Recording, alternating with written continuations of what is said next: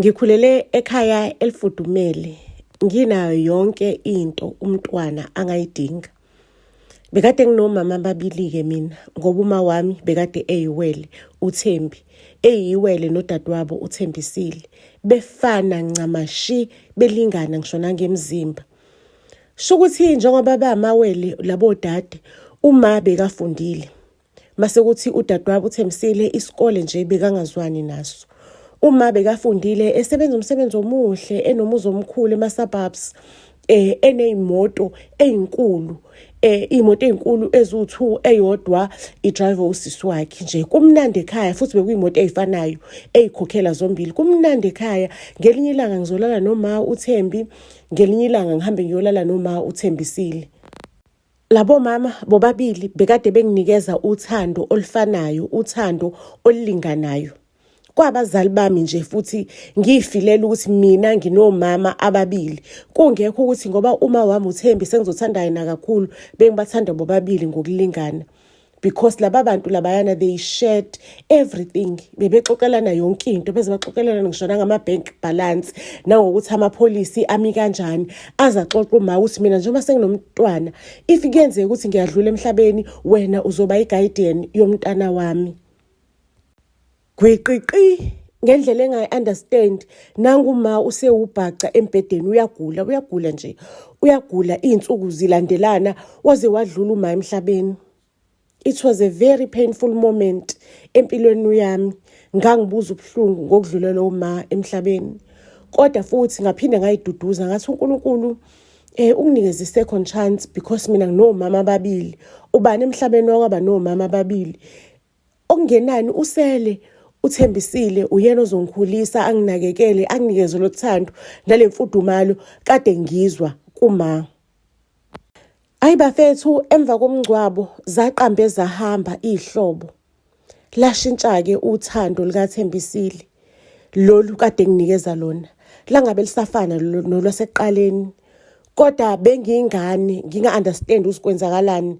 Kodwa bese ngibona ukuthi leyo mfudumalo leyo ayisekho, angisayiboni, angisayitholi, bengasayitholi nje leyo mfudumalo ebekade ngiyithola ekuqaleni. Bengakwazi ukuhlanganisa u1 no2, kodwa bengisanalo uthando for uThembisile.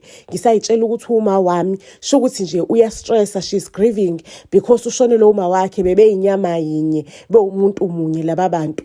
Ngizogriva naye azadlule kulesimo. Nginethemba ukuthi hayi uzodlula uma kulesimo nje inkinga yesikhashanyana. Hayike kusenjalo shokuthi angazi ukuthi yini umali engamtshela ngayo uThembisile, mhlawumbe ngoba uThembisile beyangafundile phela. Amapholisi okukhava umuzi because umuzi was not fully paid up, neimoto umother, original mother, ubeka sakhokha ibond ebank for umuzi, ubeka sakhokha installment for imoto. Kwathathwa konke, kwadliwa konke. Kwamele ukuthi manje sihambe sibuyele lokishini emzini wamawele. Okay, uma wamawele uma wami ubesedlulile emhlabeni, sekusela umuzi wakhe ofishi beqashisiwe. Osisi laba amawele laba bekaqashisile ngalo muzi waselokishini. Kwamele ukuthi manje sikhiphe iqashe sibuyele kuloya muzi ngoba umuzi nezimoto besekudliwiwe. Hayike ngicela ukunitshela ukuthi hey uThembisile, uma uThembisile isibhongo ubekasikhiphela kumina, ubekangishayi abenginenebula ukuthi kwama wakho lo isigwili leyo akangisizanga nalutho, wahamba naye imali yakhe yonke leyo. Impilo ayikho mnandi kahle lapha ekhaya, kodwa ngiyazama ukuthi shokuthi kahle kumele ngizame ukuthi ngiphile nalesimo, ngiphile nale situation uThembi eyidlamlilo enjalo. Bheka-ke ngoba phela sengiphumile esikoleni sama-multiracial schools because ngizokhokhela ubani, akasekho uma okhokhayo izumbulu zemali. Sengibuye elokishini. Yabona naselokishini nginesicefenyana esikoleni yabo angi-accepteki kahle because ngulomntwana okhuluma isingisi kakhulu. Isingisi sisegazini lami, ngazalwa ngikhuluma isingisi, ngazalelwa kusona. Uyabona ubona izingane seyicikekile esikoleni zithi ungasikhulumi isingisi. Manje uyeka kanjani ukukhuluma into ekuwena yabo? Like yo bekunzima bekunzima ukuthi ngishintshe from umntwana obefunda le kuma-multiracial schools ngibe umntwana waselokishini nje phaqa, umntwana waselokishini phaqa, because uma ekhaya bekukamashu. Like it was so difficult ukutransition nje from that life to another life. Yo, bengumntwana nje onesicefana senginaloko nasekhaya nangu uma uyangibhaxa. Uma ukhuluma amagama amambi kumina. Shukuthi bengumntwana ophuphayo nje yabo kusukela ngino 4 years ngiyakhumbula ukuthi amaphupho bekangiqale around that time. But ngaleso sikhathi bengakhona ukusho ukuthi iphupho lithini yabo nje. Nganga understand ngangitshela ukuthi wonke umuntu uyaphupha kodwa benginokuphupha uthola ukuthi ngiphuphe uma ethenga imoto entsha ngempela uma afike nemoto entsha ngempela. You understand? Bese ngino 11 ke ngisengihlala lapha elokishini kaMasha amaphupho bese strong bese qinile. Ngimtshela uMama Thembisile ukuthi Mama Thembisile ngiphuphe ku kanje kuvelane kube kanjalo ngempela. uMama Thembisile aqala ngishaya athi tshela lamaphupho akho akuyeke, tshela lamaphupho lawa akuyeke. Hayi amaphupho angangiyeki ngisho noma sengibhaxela uThembisile amaphupho abuye angitshela izinto njengoba zinjalo. Ngiboniswa yonke into emaphushweni. uThembisile ke asuke ke ahambe ayokhuluma nenyanga yakhe ukuthi hayibo nansi lengane le iboniswa yonke into ezekwenzekala nento eyenzakalile kodwa ayikaze ibonise ukuthi uma wayo washona kanjani ukuthi ubulawe yini. Ngizocela ukuthi ungiqede lamaphupho kulengane because kuyoze kuphume isibhadlazi sendaba ukuthi uma wayo wabulawa yimina. Kushiwele lakhe uma uThembisile.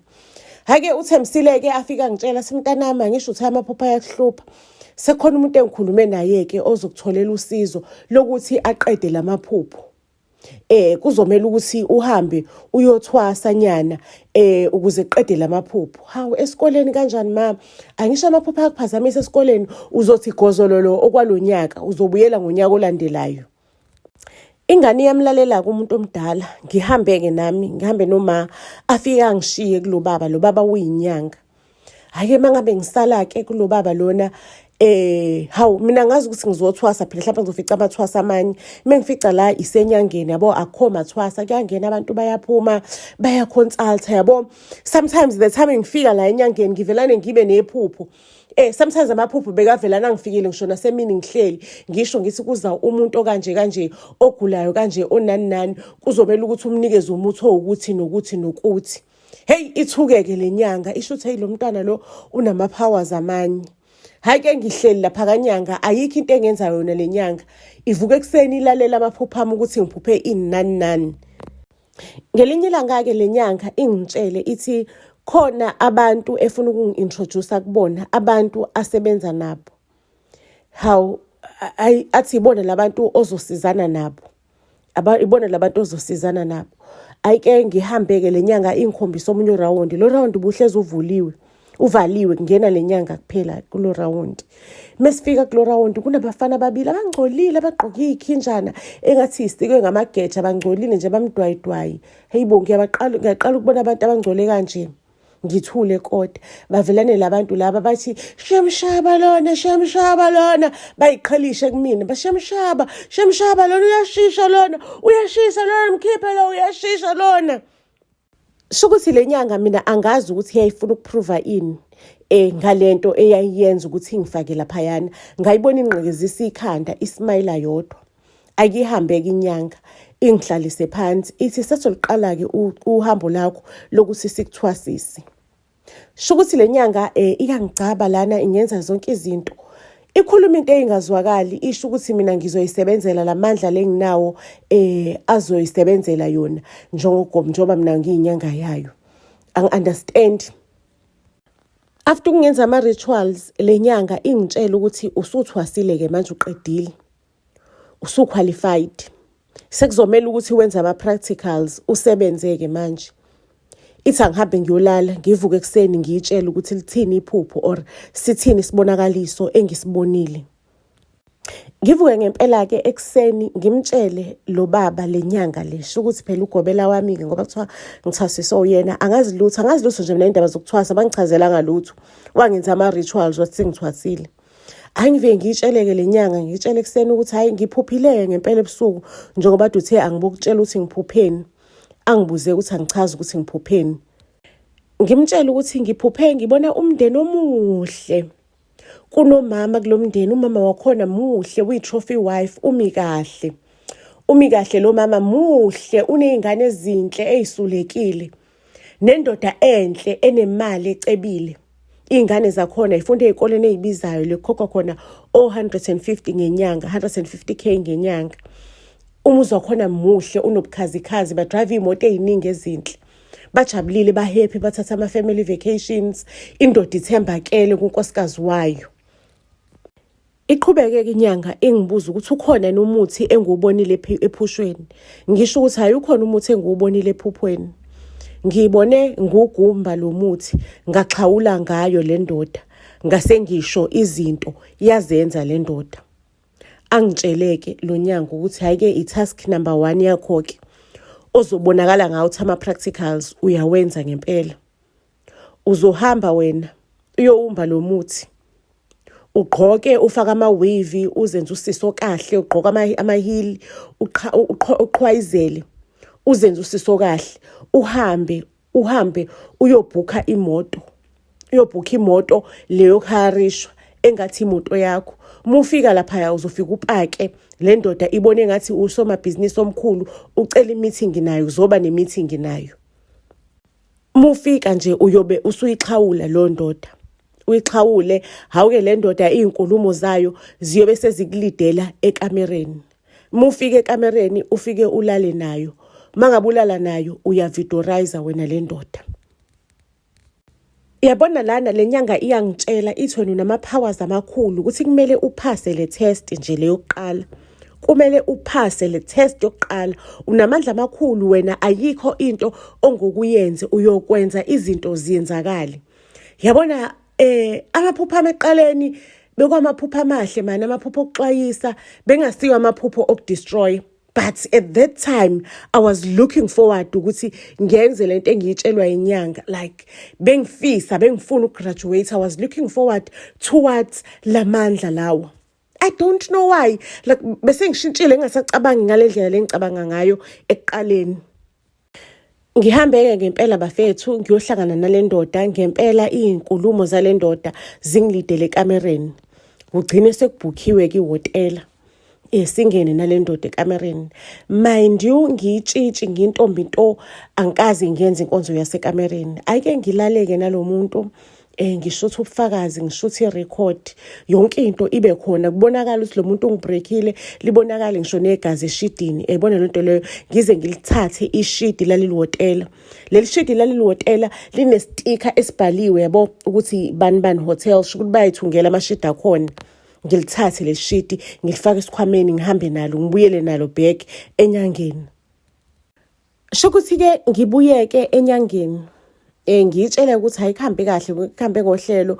Nansi ivideo ngiyenzile, nanti neshidi elubufakazi bokuthi le ndoda le ilalile nami, bukhona bonke ubufakazi. Ithi inyanga hayike salusa khumula le dilozi logqokile, linobufakazi obuyi-DNA yakhe le ndoda le.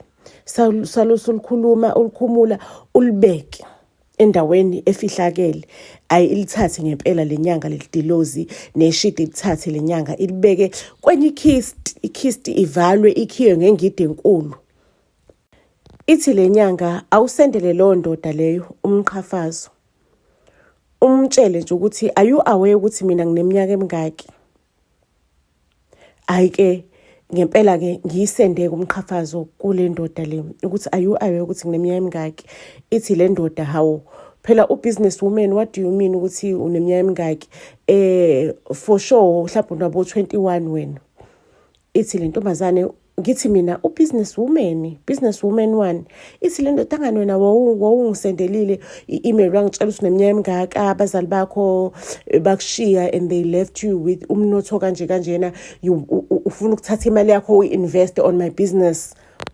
Ngithi mina angikazi mina ngikusendele i-email. Ninjalo ninamadoda amadala akhohlakele, nilala nezingane ezincane mase ngiqhamuka nama-excuse. Kumina ngijikela le ndoda manje.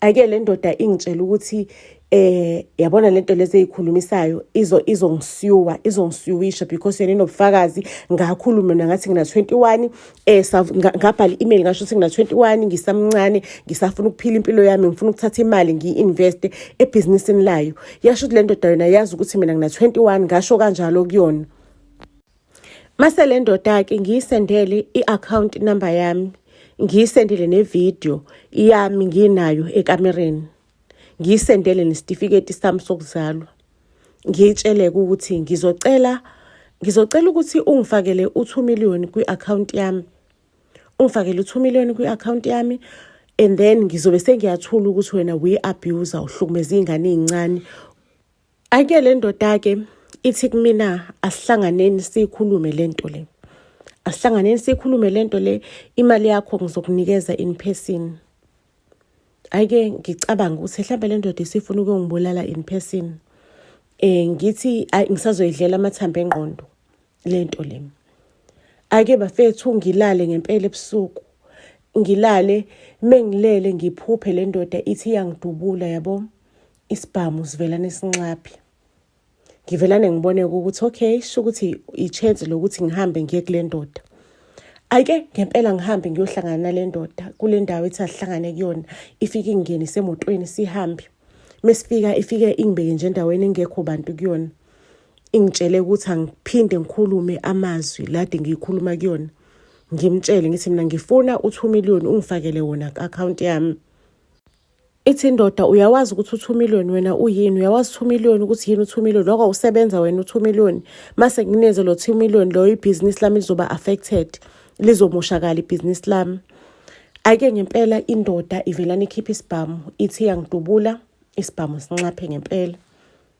hey ithi yangidubula i-check inhlamvu ukuthi ikhona phakathi ngithi mina dubula phela ucabanga ukuthi uclever wena mase ngiyasuka ngiyashingila ngihambe ngiyongena emotweni endoda ngihlale phansi ifike ingene emotweni ngithi mina ngifuna u2 million e-accountini yami ukuthi ungifakele wona hayi indoda ingihambise kuyongidropha le kumele ngidrophe khona ngempela u2 million ungene bafethu le ndoda ingifonela ingitshela ukuthi ngusathane wengane lakhe eliqalekisa usuke sahlangana ngalo sekumele yena abe bankrupt manje akhipha u2 million imali angenayo ngivelane ngidine ngithi yazi kahle kahle mina ngicela imali encane esho ukuthi wena uyadelela wena umthetho wakho ngizofuna omunye u2 million otherwise le video le izogcwala izosabalala izogcwala all over uzoboshwa wena yabona lo mcebo wakho oqhoshe ngawo will crumble down uzophela kanjalo le ndoda le ithi yaxolisa isho ukuthi u2 million angeyisa afford ukuthi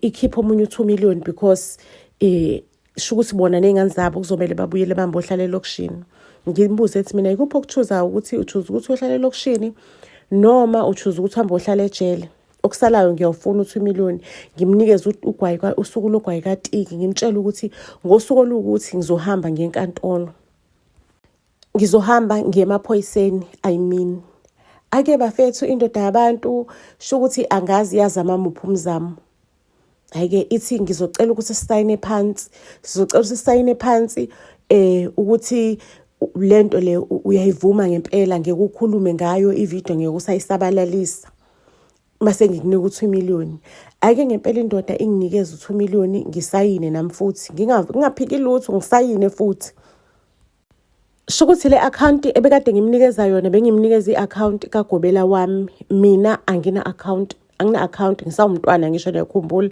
ukuthi ngisamncane sho ukuthi le ndoda ngenkathi ihlangana nami vele bingibona ngusisi omdala ngiyintombi ngifaka amawivi nje engibona ngusisi omdala siyabona manje ukuthi hayibo umntwana ngempela lo sengifika manje nje sengumntwana sengikhumula amawivi kuyona sengihambela nje ngecathulo eziphansi njengabonke abantwana isiyayibuza le ndoda usingangenwe yini wena une demon sizeno wangifaka lona ukuthi ngize ngilale nawe ngangenwe yini ngilana nomntwana omncane kanje phela wena uyalingana nezami izingane wena ubona nje sho ukuthi ibusiness lendoda licrasheke down yabo igcine ngempela indoda isibuyele ekhaya kube lokushini ibuyela nonkosikazi nezingane uthola ukuthi le trophy wife isimo simbi ayikaze yamelana nesimo esinje i-trophy wife nezingane zasemasabhabsini yabona sezikulesimo lesi engeke mina ngaba kusona ngihleke ngithi hawu le ingane lezo cheese boy no cheese girl bazoke bezwe mina ubuhlungu engabuzwa ngisuke emasabhabsini ngiyohlala elokishini. Abeke bezwe ukuthi kunjani, abeke ba-experience, bathole ukuthi life injani, ba-understand the true real life. Uyazi mos mangabe uzalele ukuthi ube businessman uyohleza businessman wherever you go.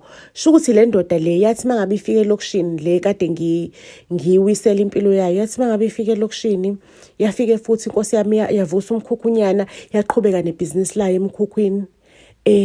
Because isibane awukwazi ukuthi usifake ngaphansi kwetafula mase ucabanga ukuthi angeke sivuthe. Ngisho noma usifake ngaphansi kwetafula sizokhanya ngaphansi kwetafula.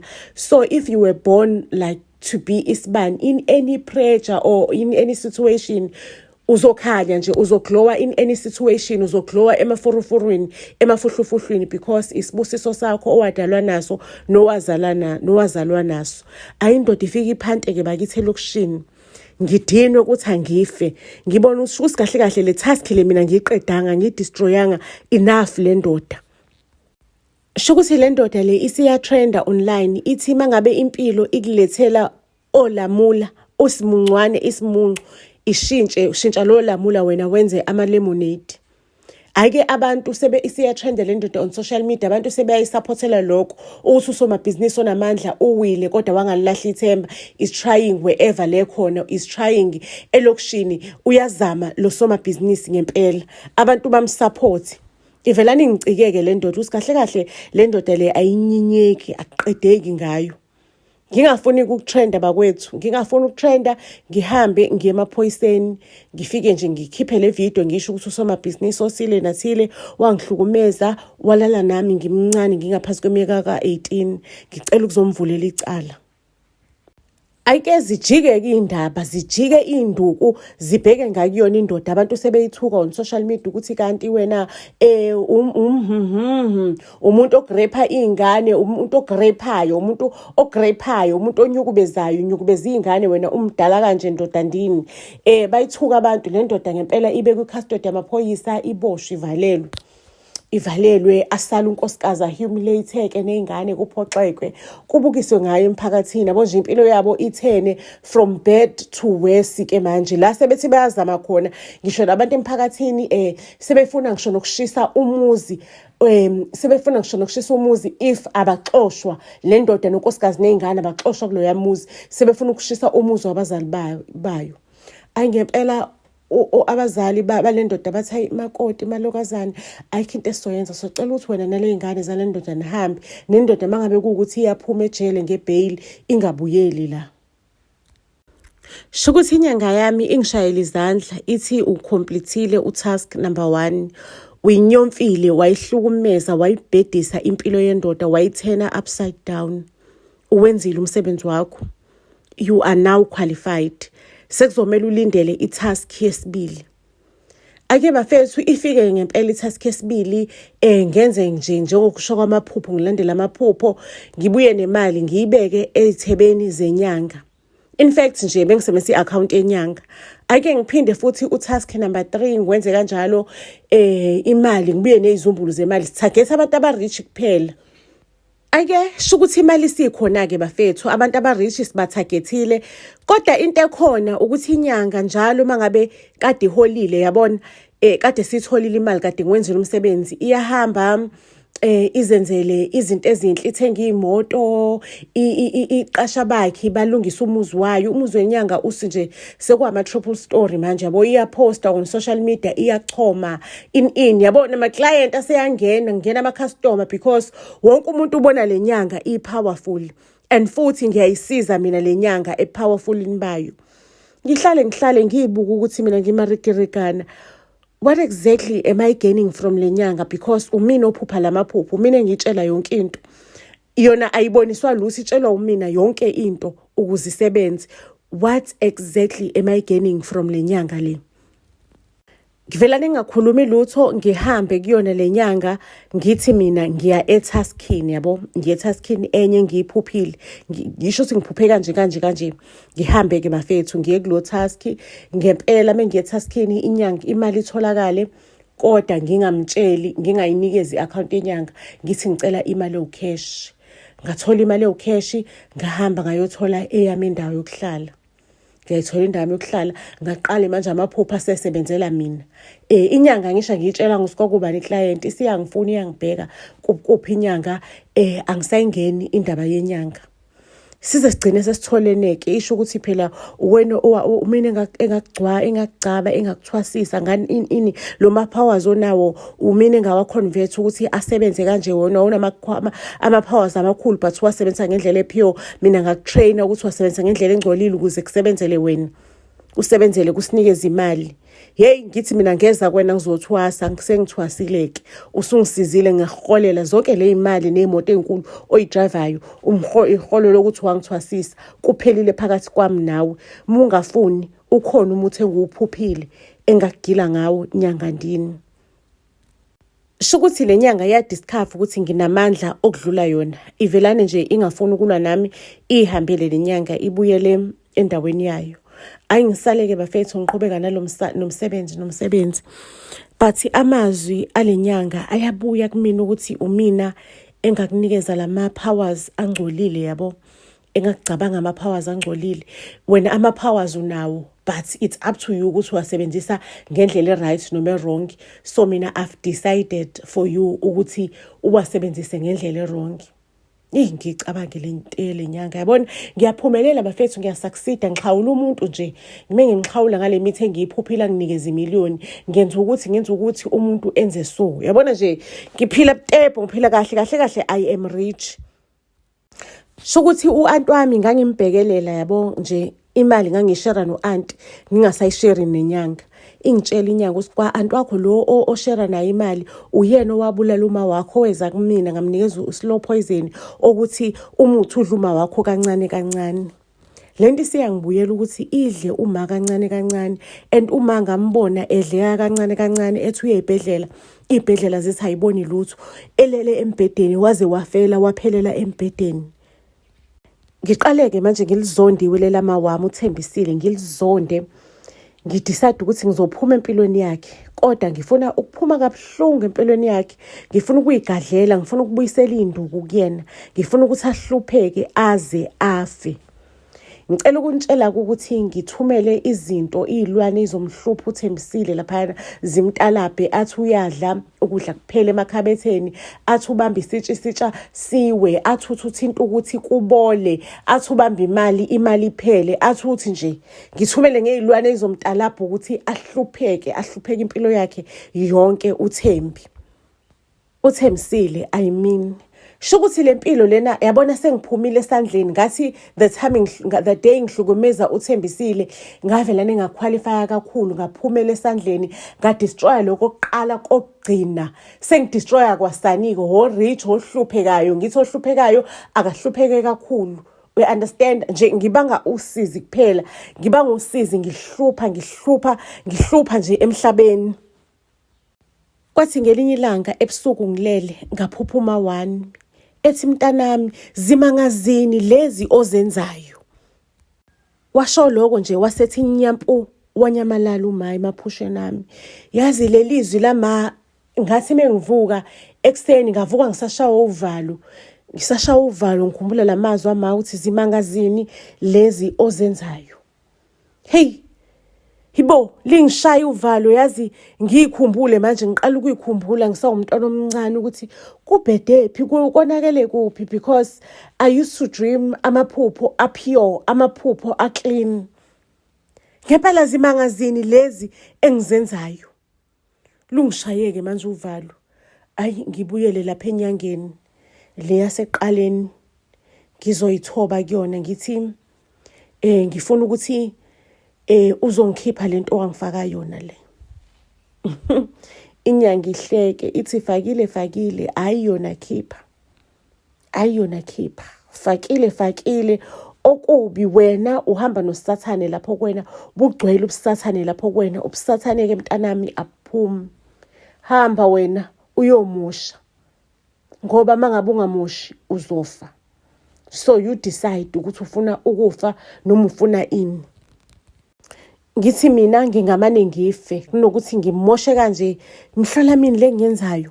Ngingamane ngife ngincamela ukufa ngitshela lenyanga ihleke inyanga ethi khohlwa ke munungu ngoba kusekude ukuthi ufe. Usasekude kabi ukuthi ufe. Uyabona wena lama powers onawo usekude kabi ukuthi ufe. Uzohlupheka ungafi. Kuzomela ukuthi uqhubeke wenze lezi zinto because ungcola kuwena uhamba nako uvuka nako kusegazini lakho. Angeke ukwazi ukuhlala ungangcoli. Uyovuka ngisho nasebusuku ungcola kukuvusa kuthi hamba uyohlupha because wena nje uyidimoni uyihambela. Ake bafethu ngiwahambe amasonto ngikhuluma nabafundisi in private ngifuna usizo ukuthi ngifuna usizo olukanje yabo usizo olukanjena kanjena abafundisi bazokubonisa imihlola bazogila igoda phezukwepheme bebevelane bangibuza ukuthi ungakwazi ukuthi mhlawumbe usize naleli lami isonto kube nabazalwana abagcwele. Ngithi ngishona ngalana ubone ukuthi abafundisi kahle kahle abafundisi bama scam, they all about money and power. It's no longer about evangeli or in but anyway who am I to judge because kushiwe eBhayibhelini usingeni uzogcina kuba khona abaprofeti bamanga abathandi bemali impisi egqoke ikhumba zemvu.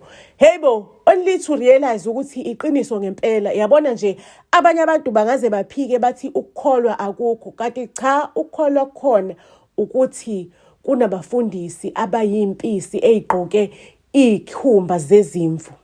Futhi according to his prophet kufanelekile ukuthi kube njalo ukuze the real thing ikwazi ukuthi isurvive ezikhathini zomnzima ukuze abantu bakubukele phansi ukukholwa kodwa ukukholwa kusho ukuthi kuphelile kukhona okwangempela kukhona okureal. It's just that kwenzakala isiprophet kufezekala iprofetho ezayiprofethiwe many years ago. Ake bafethu ngiyaphuma ngiyangena ngifuna usiza ngilitholi. Ngelinye ilanga ngiphinde ngiphuphe futhi ngiphuphe ivoice kama wami futhi ithi zikhumbule ukuthi ubani. Kwangathi ephupheni ngiyarivesa ngihlehla kancane ngeminyaka ngize ngifika kule age ya 4 years. The time ngiphupha amaphupho aclean, amaphupho apure, amaphupho asizayo emphakathini asizayo nje. The time ngirivesa ngikhumbule iphupho lokuqala engaliphupha. Ngaphupha iphupho elithi umuntu unamandla okunqoba konke. Unamandla okunqoba konke ukulingwa okubekwe etafuleni lakho okubekwe ezithebeni zakho konke ukulingwa olingwa ngako unamandla okukunqoba. Hayibo ngiliphuphe leliphupho engaliphupha ngisayingane engathi ngihamba ngomgaqo omuhle nje ngibona amathafa agreen ngiyathafazela kwasuka nje out of the blue ngathatha i-wrong turn ngangena emgaqweni omahasha ohashazelayo orafu. Ngilikhumbule leliphupho lelokuqala lelithi nginamandla okunqoba konke. Ngikhumbule lo mgaqo ukuthi hayi man ngangihamba emgaqweni omuhle onamathafa ngase ngithatha i-off ramp ngangena emgaqweni omahadlahadlo igravel umgaqo onezilwane onezimpisi onamabhubesi onamabhodlela onameva umgaqo owugwadule okomile obungekho ubugreen kubona. Hayibo leliphupho ngilisho ukuthi ngilikhumbula ukuthi lisho ukuthini kahle ukuthi njengoba nga-off ramp it doesn't mean ukuthi umgaqo lo oright onamathafa green wawusuphelile. It means ukuthi ngangithathe i-off ramp wrong. If ngingabuyela to the right direction it means ngiphinde ngiqhubeke ngihambe emathafeni enjabulo ngihambe emathafeni la engiphefumula khona umoya omnandi ngingaphefumuli umoya onedust umoya onongqola umoya onomngozi izilwane la ubona khona amabhubesi ekuvezela ingovolo impisi zikuvezele ingovolo ngahamba emgaqweni la engihlatshwa khona meva. Hayibo bafethu ngilicabanga ukuthi isho leli phupho engaliphupha ngisana 4 years laqonda ukuthini yabona nje ephusheni lami kathi ngirivesa ngibuyela ku 4 years laqonda ukuthini laqonda ukuthi umina ophumile emgaqweni and it means ngisane second chance yokuthi ngingabuyela emgaqweni Alright, ngicela ukunitshela-ke bafethu ngingene ku-social media ngizithamunde iy'ndaba kusukela ecaleni lami lokuqala ngisho ukuthi ngadistroya kanjena, umoya wami is heavy. I just wanna, ngifuna ukukhuluma iqiniso ukuthi ngadistroya kanje. Ngifuna ukubuyela to the right direction, to the right path. Ngikhulume bafethu lezi zinto ngiyithamunde kusukela endodeni yokuqala engayidestroyela impilo yayo nje impilo yabo mahlaphahlapha ngichaza udaba ngisho nendoda yesibili bonke abantu engabona ngize ngisho nalaba baphuwa engabona ngisho nje ngiyibale zonke izono zami. Ngize ngirefere ezwini elithi mangabe uyivuma izolo zakho ziyoxolelwa. Hake bafethu ngakuzwa ukuphumula after ukuvuma izono zami. Kwangathi ngizelwe kabusha. Kwangathi nje kunomthwalo osukile emahlombe ami. It's when kwaqala kwabuya lela lizwi lela likhona ngisasemncane, la maphupho amahle engangiwabona ngisasemncane, ngaphinde futhi emaphusheni ami ngayiphupha sengihamba umgaqo omuhle smooth ngibona amathafa green. It's when I've realized ukuthi izwi lomuntu linamandla. Izwi leli onalo uyadala ngalo. Izwi lomuntu linamandla, ingqondo yomuntu inamandla. Wonke umuntu kwamele exercise amandla aphiwe wona. It's when ke ngabuyela empilweni yami epure, empilweni enenjabulo. Neyipoku uThembi zathi ukukhoxa zehla weza wabuyela kumina waxolisa. Ngasho nami ngathi ngifuna silungise indlela zethu. Silungise indlela zethu, siphinde sibe nale yampilo esake saba nayo, saba happy nayo. Sabuyelana ke noma wami uThembisile, lo wabulala uma wami, because ayikho into edlula ukuxolela.